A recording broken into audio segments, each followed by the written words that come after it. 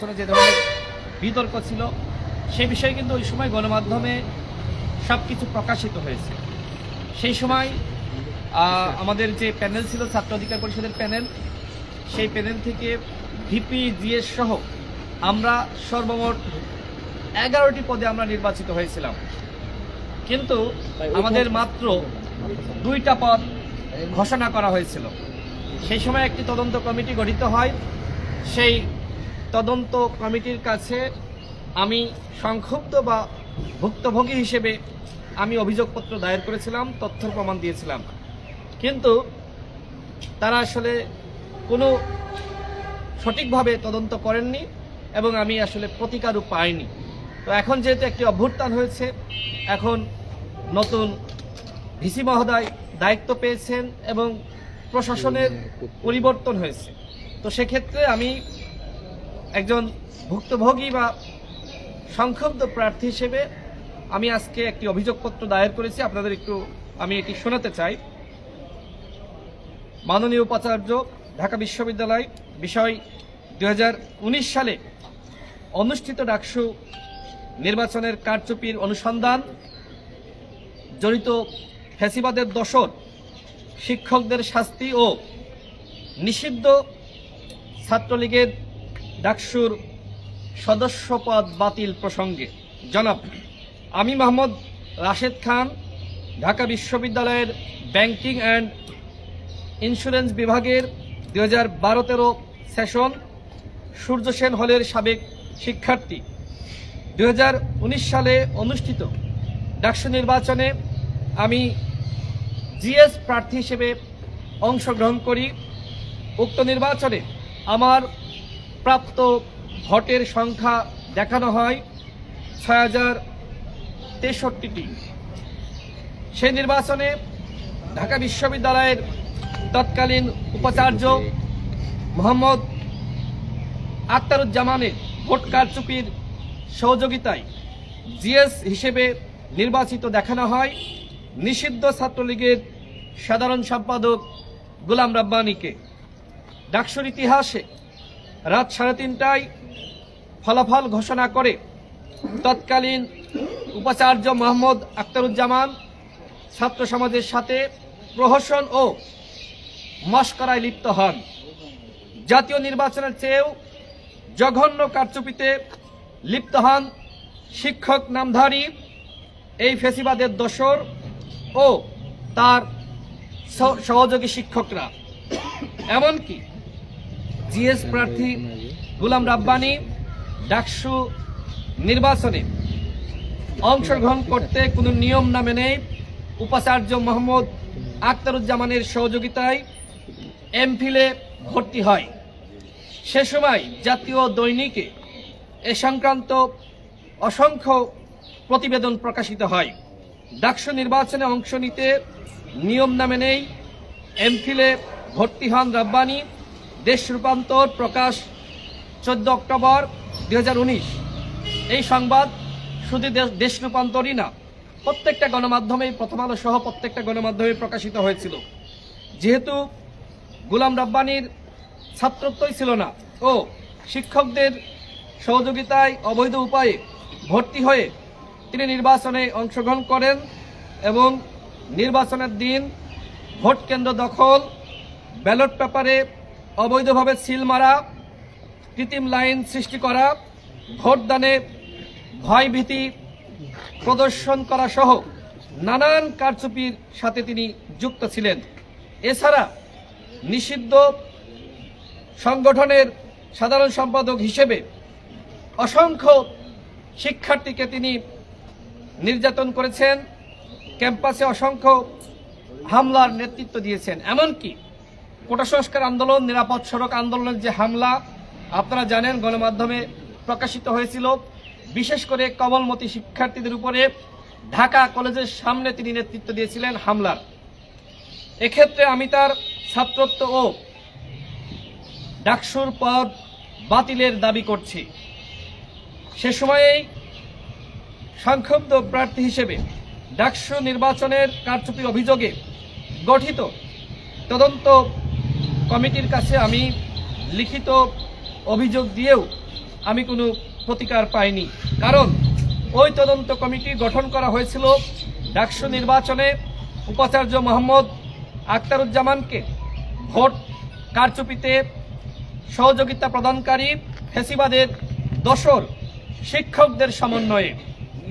যেহেতু 2024 সালে ছাত্র জনতার গণ অভ্যুত্থানের মাধ্যমে আমরা নতুন একটি বাংলাদেশ পেয়েছি, পরিবর্তিত পরিস্থিতিতে আমি ঢাকা বিশ্ববিদ্যালয়ের শিক্ষার্থীদের আপনি ঢাকা বিশ্ববিদ্যালয়ের শিক্ষার্থীদের অভিভাবক হিসেবে দায়িত্ব পেয়েছেন। আপনার নিকট আমার আকুল আবেদন, 2019 সালে অনুষ্ঠিত ডাকসু নির্বাচনের কারচুপির অনুসন্ধানে নতুন তদন্ত কমিটি গঠন, জড়িত শিক্ষক ও অন্যান্য কর্মকর্তাদের শাস্তি এবং বহিষ্কার করা, অবৈধ উপায়ে ভর্তি হয়ে ডাকসু নির্বাচনে অংশগ্রহণকারী নিষিদ্ধ ছাত্রলীগের সকল সদস্যদের ডাকসুর সদস্যপদ বাতিলপূর্বক ভুক্তভোগী প্রার্থীদের মূল্যায়নে যথাযথ পদক্ষেপ গ্রহণ করবেন। আমি এরকম একটি অভিযোগপত্র আমাদের সম্মানিত ভিসি স্যারের কাছে জমা দিয়েছি। সেখানে প্রক্টর মহোদয় ছিলেন এবং ভিসি স্যার সেখানে তিনি অনুমোদন দিয়েছেন। এটা তাদের যে আপনার আইন বিশেষজ্ঞ কমিটি রয়েছে সেই কমিটির কাছে যাবে। আমরা রিসিভ কপি এনেছি। আমরা স্যারকে ধন্যবাদ জানাই যে তিনি মনোযোগ সহকারে এই কথাগুলো শুনেছেন এবং স্যার এক্ষেত্রে নতুন তদন্ত কমিটি গঠনের আশ্বাস দিয়েছেন। সামনে হয়তো ডাকসু নির্বাচন হবে। ছাত্র অধিকার পরিষদের নেতাকর্মীরা এই নির্বাচনে অতীতেও যেহেতু 19 সালে ভিপি জিএস সহ আমরা অধিকাংশ পদে আমরা নির্বাচিত হয়েছিলাম, সামনের নির্বাচন যাতে করে অবাধ সুষ্ঠু নিরপেক্ষ হয় এবং এই যে 19 সালে 28 বছর পরে যে ডাকসু নির্বাচন অনুষ্ঠিত হয়েছিল সেই নির্বাচন ছিল একটি কালিমাযুক্ত নির্বাচন। রাত 3:30টায় তারা ফলাফল ঘোষণা করেছিলেন। ডাকসুর ইতিহাসে কখনোই এইভাবে ফজরের আজানের সময় ফলাফল ঘোষণা করার নজির নাই।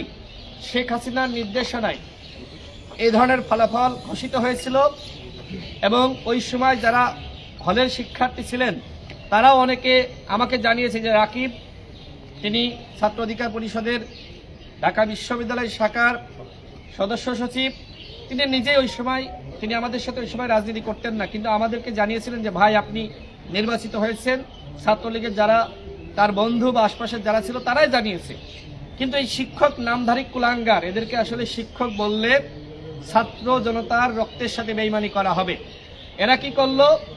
এরা শেখ হাসিনার পা চেটে শেখ হাসিনার দোসর হিসেবে নিজেদেরকে আবিষ্কার করে ছাত্র সমাজের সাথে মশকরা করলো, বেইমানি করলো। আমি প্রাথমিক ধাপে আমি ভিসি মহোদয়ের কাছে প্রতিকার চেয়ে এই অভিযোগপত্র দিয়েছি। প্রয়োজনে যদি হাইকোর্টে যাওয়া লাগে, প্রয়োজনে আপনার পুলিশের কাছে থানায় মামলা দায়ের করা লাগে, সেই মামলা আমরা করব। যারা ঢাকা বিশ্ববিদ্যালয়ে ফ্যাসিবাদের দোসর ছিল ওই সকল শিক্ষকরা অন্যায় করেছে, অপরাধ করেছে। ছাত্রলীগের মাস্তানি আপনারা দেখেছেন। এই শিক্ষক নামধারী যারা এই বিশ্ববিদ্যালয়ে এখনো আছে তাদের মাস্তানি কিন্তু আপনারা দেখেন নাই, আমরা দেখেছি। ডাকসুর ভিপির রুমে আপনারা দেখেছেন যে কিভাবে আমাদেরকে হত্যা চেষ্টা করা হয়েছিল। ওই সময় বিনিয়ামিন মোল্লা ছাত্র অধিকার পরিষদের কেন্দ্রীয় সভাপতি তিনি নিজে প্রক্টর গোলাম রাব্বানীর কাছে গিয়েছিলেন যে স্যার নূর ভাই রাশেদ ভাইদেরকে রক্ষা করেন, তাদেরকে কিভাবে নির্যাতন করছে, তাদেরকে খুন করছে।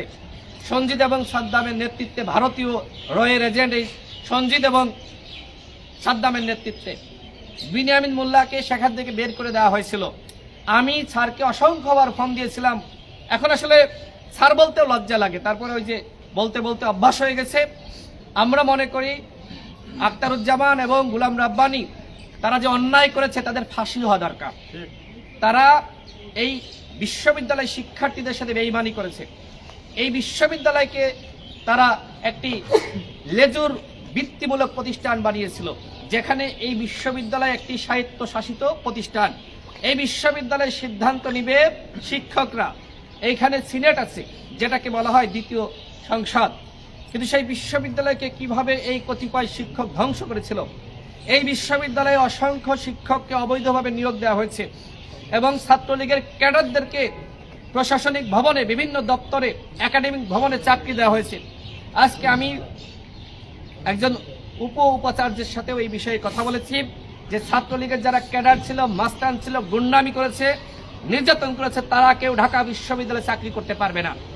আমি সারা দেশের শিক্ষার্থীদের উদ্দেশ্যে সর্বশেষ কিছু কথা বলে আমার বক্তব্য শেষ করব।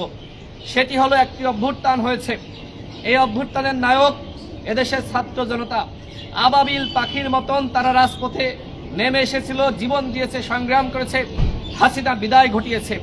এখন আমাদের হাতে সুযোগ এসেছে আমাদের বিশ্ববিদ্যালয়গুলো নতুনভাবে সাজানোর। আমরা যদি আমাদের শিক্ষা ব্যবস্থাকে ঠিক করতে না পারি, তাহলে কিন্তু এই বাংলাদেশের পুরো ব্যবস্থাই ঠিক হবে না। আমরা এই সরকারকে বলবো, একটি শিক্ষা কমিশন গঠন করেন। আপনারা অন্যান্য কমিশন গঠন করেছেন, এই জন্য আপনাদেরকে ধন্যবাদ। কিন্তু এই দেশের 1 নম্বর সমস্যা হলো শিক্ষা। আজকেও আমি ডিএমপি কমিশনারের সাথে সাক্ষাৎ করেছি, তার সাথে আলাপচারিতা চলছিল। তিনি বলছিলেন যে শিক্ষা ব্যবস্থা যতদিন না বাংলাদেশে ঠিক হবে, ততদিন পর্যন্ত এই বাংলাদেশ কখনোই ঠিক হবে না। তার মানে কি? তার মানে এই সরকারকে শিক্ষার দিকে 1 নম্বর মনোযোগ দিতে হবে।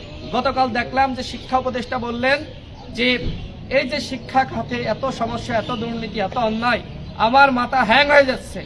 আমি সরকারকে বলবো, এই শিক্ষা উপদেষ্টাকে দিয়ে এই শিক্ষা ব্যবস্থা সংস্কার করা সম্ভবপর নয়। তারা বার্ধক্যজনিত রোগে ভুগছেন। তারা আসলে এই ছাত্র সমাজের পালস বুঝতে পারছেন না, এদেশের জনগণের পালস বুঝতে পারছেন না। একজন যার শক্তি আছে, যার সামর্থ্য আছে, যিনি শিক্ষা ব্যবস্থা সংস্কার করতে পারবেন, সেরকম একজন মানুষকে শিক্ষা উপদেষ্টা হিসেবে নিয়োগ দিতে হবে। আর ডাকসু নির্বাচন হবে, রাকসু নির্বাচন হবে, চাকসু নির্বাচন হবে। আমরা নির্বাচনের পক্ষে। তারা সংস্কারের জন্য, গঠনতন্ত্র সংস্কারের জন্য ইতিমধ্যে মতামত চেয়েছে। আমাদের ছাত্র সংগঠনের পক্ষ থেকে মতামত দিয়েছে, অন্যান্য ছাত্র সংগঠন মতামত দিয়েছে। আগামী 5 ফেব্রুয়ারি আমাদের সভাপতি নুরুল হক নূরকে এবং আমাকে এখানে আমন্ত্রণ জানানো হয়েছে বিশ্ববিদ্যালয়ের পক্ষ থেকে। সেখানে সাবেক ডাকসুর নেতারা এবং অন্যান্য ছাত্র নেতৃবৃন্দ থাকবেন। সেখানেও আমরা আমাদের মতামত দিব। আমরা চাই ডাকসুকে নিয়মিত করা হোক। ডাকসু যদি নিয়মিত হয়, তাহলে শিক্ষার্থীরা তারা তাদের প্রতিনিধি নির্বাচিত করতে পারবে। এবং এই যে বিশ্ববিদ্যালয়গুলোতে যে ধরনের নোংরা রাজনীতি, মারামারি, দখলদারিত্বের রাজনীতি, এই রাজনীতি কিন্তু ধ্বংস হয়ে যাবে। যখন ভোটের বিষয় থাকবে, তখন ছাত্র সংগঠনগুলোর মধ্যে প্রতিযোগিতা থাকবে ভালো কাজের। আর যখন ভোট থাকবে না, তখন কিন্তু আমরা দেখব যে অন্যায়ে জড়িত হবে, কেউ টেন্ডারবাজি, চাঁদাবাজিতে জড়িত হবে। সুতরাং আমরা বিশ্ববিদ্যালয় প্রশাসনকে বলবো যে আপনারা নিয়মিতভাবে ডাকসু চালু করুন, সাধারণ শিক্ষার্থীদের মতামত গ্রহণ করুন, ছাত্র সংগঠনগুলোর মতামত গ্রহণ করুন। ছাত্র অধিকার পরিষদ ডাকসু নির্বাচন চাই, কিন্তু এটিও মাথায় রাখতে হবে যে বিভিন্ন জায়গায় কিন্তু ফেসিবাদের দশর বসে রয়েছে। 19 সালের নির্বাচনে এই প্রশাসনের মাধ্যমে আমরা একটি অবাধ, সুষ্ঠু, নিরপেক্ষ নির্বাচন চাইনি। সুতরাং এই প্রশাসনের সেটআপ পরিবর্তন করতে হবে, অন্যথায় অবাধ, সুষ্ঠু, নিরপেক্ষ নির্বাচন কোনোভাবেই সম্ভবপর হবে না। এবং যে সকল শিক্ষকরা, আমার 1 নম্বর দাবি হলো, যে সকল শিক্ষকরা 2019 সালে কারচুপির সাথে জড়িত হয়েছে, ওই শিক্ষকদেরকে চাকরিচ্যুত করতে হবে, বহিষ্কার করতে হবে এবং একই সাথে তাদের নামে মামলা দায়ের করে তাদের শাস্তি প্রদান করতে হবে। এই দায়িত্বই প্রশাসনকে নিতে হবে। 2 নম্বর হলো, ছাত্রলীগের যারা এতদিন অন্যায় করেছে, অপরাধ করেছে, এদের ছাত্রত্ব বাতিল করতে হবে। রাজশাহী বিশ্ববিদ্যালয় ইতিমধ্যে বাতিল করেছে। ঢাকা বিশ্ববিদ্যালয়েও ওই ছাত্রলীগের কুলাঙ্গার, অপরাধী, নির্যাতনকারী, ধর্ষক যারা ছিল, টেন্ডারবাজ, চাঁদাবাজ ছিল, এদের ছাত্রত্ব বাতিল করতে হবে। 3 নম্বর হলো, এই যে ডাকসু নির্বাচনে কারচুপি হয়েছিল, যারা অবৈধভাবে ভর্তি হয়েছিল, এদের ডাকসুর পদ বাতিল করতে হবে, এদের ছাত্রত্ব বাতিল করতে হবে। 4 নম্বর হলো যে ডাকসু নির্বাচন অনুষ্ঠিত করতে হবে এবং এর আগে যে ধরনের সংস্কার দরকার এবং যে ধরনের মতামত গ্রহণ করা দরকার, সকল পক্ষের সাথে বসে সেই ধরনের মতামত গ্রহণ করতে হবে। সাংবাদিক ভাইয়েরা, আপনারা যারা এসেছিলেন, আপনাদেরকে অসংখ্য ধন্যবাদ। আমি সর্বশেষ বলি যে ভিসি মহোদয়, তিনি অত্যন্ত আন্তরিক। তিনি, যেহেতু আমি সংক্ষুব্ধ বা ভুক্তভোগী, আমি অভিযোগ ওই সময় দিয়েছিলাম, একমাত্র প্রার্থী হিসেবে আমি চ্যালেঞ্জ করেছিলাম, আমি অভিযোগ দিয়েছিলাম। সুতরাং আমার লিগ্যাল গ্রাউন্ড রয়েছে। এখন যদি হাইকোর্টে যাওয়া লাগে, মামলা করা লাগে, তাহলে আমি মামলা করব, হাইকোর্টে যাব। আমি এর শেষ দেখে ছাড়ব ইনশাআল্লাহ। ধন্যবাদ সকলকে।